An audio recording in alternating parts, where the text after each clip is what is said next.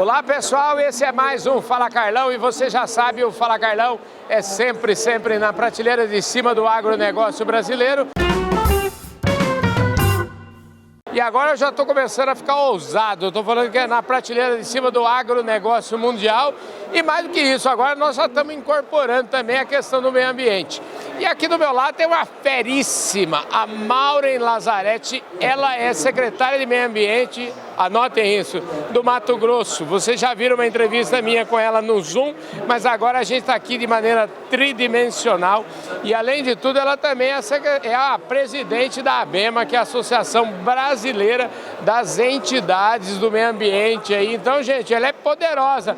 Ô Maureen, obrigado pela sua presença aqui no Fala Carlão, viu? É sempre uma alegria falar com o Carlão, ainda mais aqui de Sharm el-Sheikh, na COP27, para mostrar um pouquinho do que os estados brasileiros e o Mato Grosso veio fazer aqui no Egito. Pois é, eu já conversei com algumas pessoas lá do Mato Grosso. Mato Grosso é exemplo aí, principalmente, já vamos começar falando disso aí, que é a gente falar da implementação do CAR, falar de código florestal. O Mato Grosso está na vanguarda dessa história, né?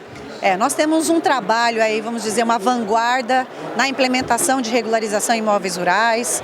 Estamos já implementando ferramentas inovadoras para o combate ao desmatamento ilegal, porque o nosso objetivo é mostrar que o agro brasileiro, um estado como Mato Grosso, que é o maior produtor de grãos do país, se fosse um país, estaria entre os 5 países com maior produção de alimentos do mundo. Nós conservamos recursos naturais e quem conserva no campo é o agricultor, é o agropecuarista. E nós viemos aqui reforçar a mensagem de que é possível produzir e conservar recursos naturais, mostrando números, dados concretos e passando a mensagem de que a responsabilidade do brasileiro está materializada no campo, na nossa produção. Mostramos agora aqui ontem e hoje nos painéis em que participamos que Mato Grosso, por exemplo, entre os estados dos países com maior produção no mundo, Mato Grosso é o que tem a melhor performance entre produzir e conservar. Califórnia, por exemplo, que está lá nos Estados Unidos como um dos maiores produtores, preserva só 26% do seu território. Mato Grosso preserva 62%.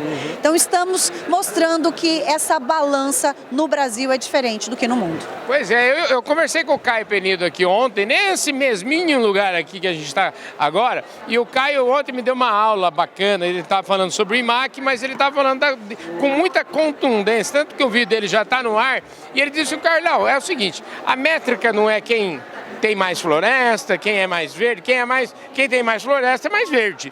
Então, e ele até fez uma provocação. A Europa é fácil, não tem risco zero de desmatamento, porque eles têm zero de floresta, então o risco deles é zero. Então é muito diferente, eu acho que a gente passa por um momento de realmente, o brasileiro precisa ter muito mais autoestima, porque a gente tem muita coisa boa para mostrar, né, Maureen? Exatamente isso. Eu comentava agora numa roda entre autoridades, pessoas que pensam meio ambiente, e dizia que o nosso desafio é fazer com que a nossa verdade seja transmitida em eventos como esse e em qualquer fórum. O brasileiro precisa ter mais orgulho daquilo que faz e da contribuição que ele está dando para o mundo para a conservação dos recursos naturais. Então nós precisamos aprender sobre os nossos dados e transmitir de forma adequada esses dados. Tem uma narrativa também, eu quero pegar um gancho no que você falou agora há pouco sobre desmatamento, e é uma narrativa que é uma narrativa muito perigosa, que é uma narrativa chamada desmatamento zero. E aí tem uma palavrinha no meio aí que a gente não pode esquecer nunca dela, porque senão a gente esquece, senão a gente fala: o Brasil tem uma lei, o Brasil tem um código florestal e o Código Florestal brasileiro diz que quanto que é permitido desmatar em cada uma das regiões. Claro que desmatar ou não é critério do produtor rural.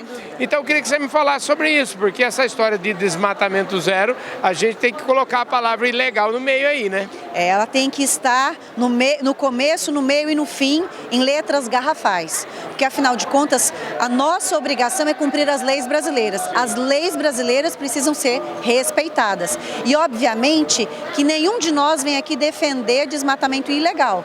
Ao mesmo tempo que não vamos permitir que, de certa forma, inibam o crescimento econômico sustentável e social do brasileiro. Então, sem dúvida alguma, o nosso governador já se posicionou em relação a isso. Para nós, o desmatamento ilegal não será tolerado.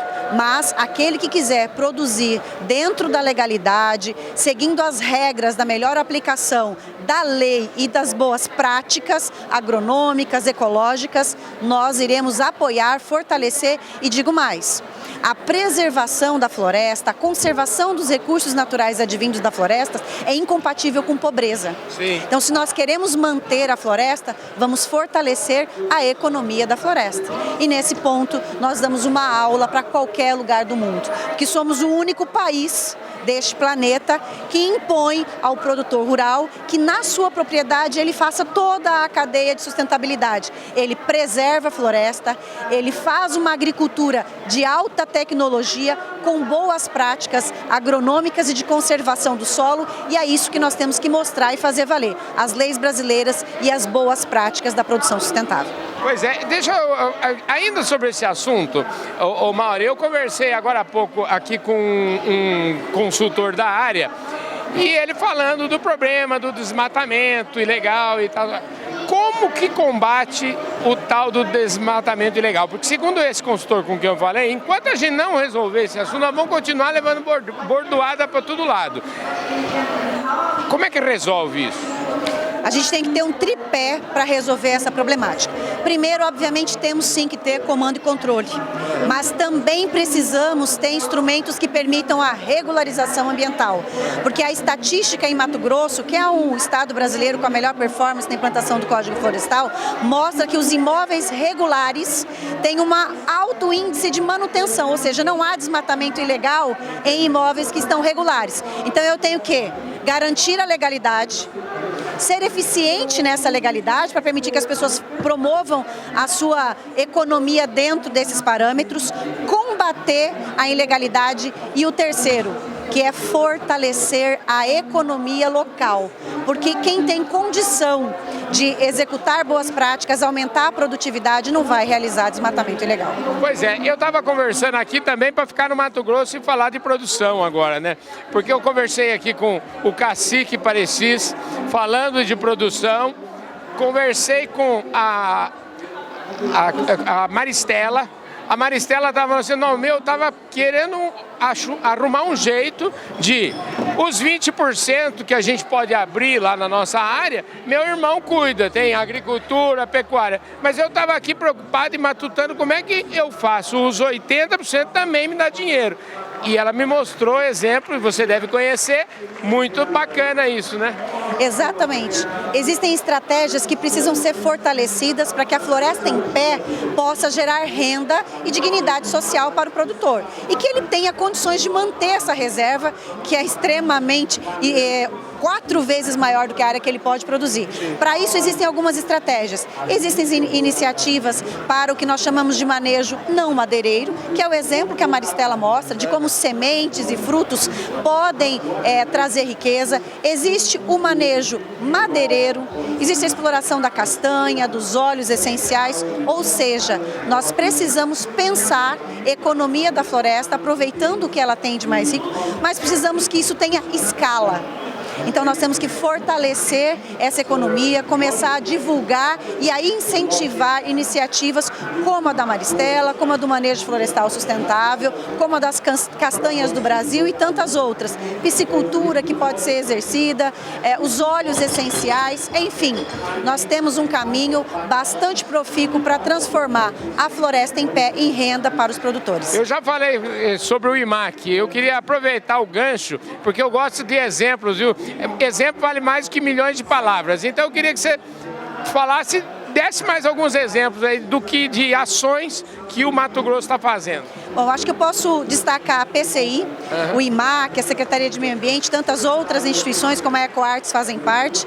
É a estrutura mestre que move todas as engrenagens do governo de Mato Grosso, que é uma estratégia que visa unir 3 eixos importantíssimos: produção, conservação e inclusão de todas as diferenças de produção do estado de Mato Grosso. O IMAC faz parte, estamos fazendo um enfrentamento bastante assertivo da cadeia de carne bovina no estado de Mato Grosso, fortalecendo os pequenos, discutindo com responsabilidade, a rastreabilidade, vamos dizer assim, a agregação de valor ao produto rastreável. O IMAC faz uma discussão muito intensa envolvendo o Ministério Público, produtor, órgãos públicos, para que essa construção, quando ela acontecer, ela não inviabilize o pequeno produtor e, ao contrário, possa inseri-lo nessa cadeia e, inclusive, colocá-lo diretamente no mercado internacional. São exemplos concretos de como eu tiro a política pública do papel e coloco ela chegando no campo. E só há uma forma de fazer isso: integrando todas as instituições. Não adianta eu criar uma política pública que o produtor não aconteça. E não adianta uma iniciativa do produtor não ecoar no poder público e não ser transformado em políticas públicas que venham a beneficiá-lo. Então, em Mato Grosso, nós temos o hábito e a estratégia de inserir todos os atores nas discussões para que essa construção seja coletiva. E já que você falou em instituições, com tudo isso que você tem na agenda para cuidar em Mato Grosso, você ainda é presidente de um rol de instituições ligadas ao meio ambiente. Fala um pouquinho dela pra gente, como é que você arruma tempo na agenda para tomar conta de tanta coisa? Eu divido com alguns colegas que fazem parte da diretoria da ABEMA, mas na verdade é um orgulho para Mato Grosso. A ABEMA é a Associação Brasileira que congrega todas as entidades estaduais de meio ambiente do país. São 26 secretarias e 22 fundações, instituições e autarquias voltadas ao meio ambiente. São 37 anos de constituição da ABEMA, então ela é anterior à Constituição. A associação participou de todas as discussões de fóruns dos mais relevantes da construção da política ambiental do país. Eu tenho orgulho de ser a primeira secretária de Mato Grosso a presidir a ABEMA. Mato Grosso nunca havia presidido a ABEMA, a terceira mulher à frente da associação, e a diretoria é composta por um membro, um secretário de cada região do país, e de fato é muito gratificante.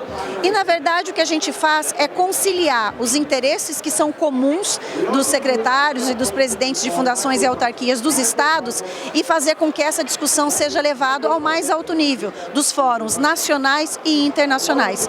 Por meio da ABEMA nós fizemos discussões importantíssimas. A pauta do licenciamento ambiental, o marco geral do licenciamento ambiental, permeou as nossas discussões desses últimos 4 anos. O CONAMA, a forma como o Conselho Nacional conduziu as suas políticas, nós estávamos sempre lá para criticar quando não concordávamos e para apoiar a implementação de políticas públicas relevantes. Na pandemia, o CONAMA foi importantíssimo para que pudéssemos continuar com o licenciamento ambiental e assim em diversas outras pautas. A pauta do CAR, e aí a ABEMA não se restringe apenas ao Ministério do Meio Ambiente, mas também com tratativas com o MAPA, já que o Cadastro Ambiental Rural está no MAPA, e a ABEMA tem uma importante estratégia de unir os estados brasileiros para que a gente possa não apenas fazer a defesa daquilo que é importante para os órgãos estaduais, como também fazer com que as políticas públicas nacionais ou municipais possam chegar de forma uniforme a todos os estados brasileiros. Olha, gente do céu, hein?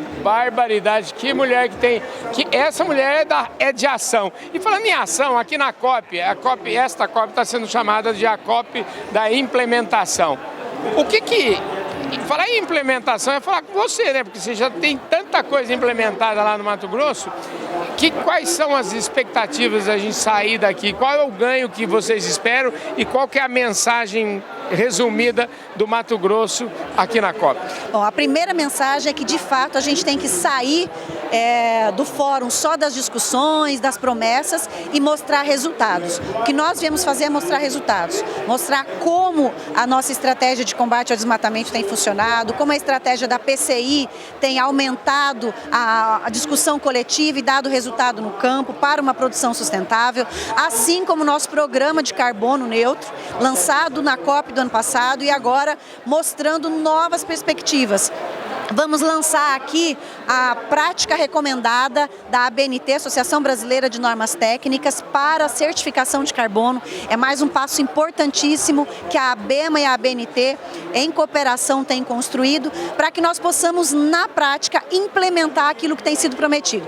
Confesso que as nossas expectativas ficam um pouco comprometidas, porque percebemos que as discussões ainda estão no âmbito muito do falar e pouco agir ou pouco se comprometer com resultados. Mais uma vez, não temos expectativas muito positivas em relação aos compromissos concretos que os países ricos irão fazer.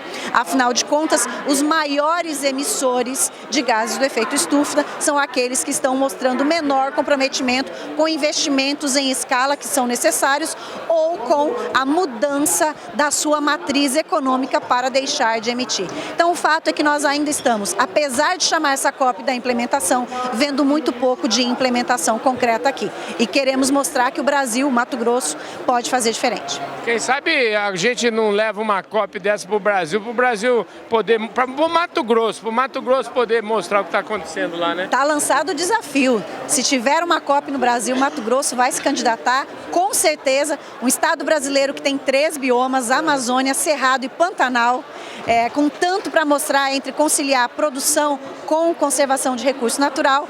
Fica aí a dica, gostei dela e vou encabeçar. Pois é isso aí, gente, vamos lá. Agora é o seguinte, eu vou iniciar hoje aqui a campanha no Fala Carlão para levar a COP para o Brasil. Parece que a COP de 23 já vai ser em Dubai, né?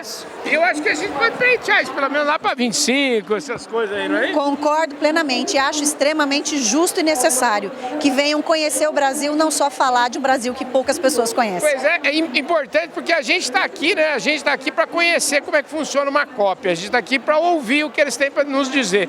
Nada mais justo do que eles irem ao Brasil para conhecer o que de fato a gente está fazendo lá, né? Exatamente, conhecer a Amazônia, não só falar da Amazônia, conhecer o Pantanal, não só ficar colhendo informações daquilo que passa na mídia, que é equivocado. O Pantanal é lindo, é o nosso bioma mais preservado, então tem muita coisa, por isso que eu acho que Mato Grosso merece sediar a próxima COP. Maravilha, tá lançado o desafio, então Mato Grosso na próxima COP e esse Fala Carlão direto da COP 27, Sharm el-Sheikh, falou com a Maureen, que é a secretária de Meio Ambiente lá do Mato Grosso, está fazendo um trabalho extraordinário, tanto que o governo foi reeleito e ela continua firme lá.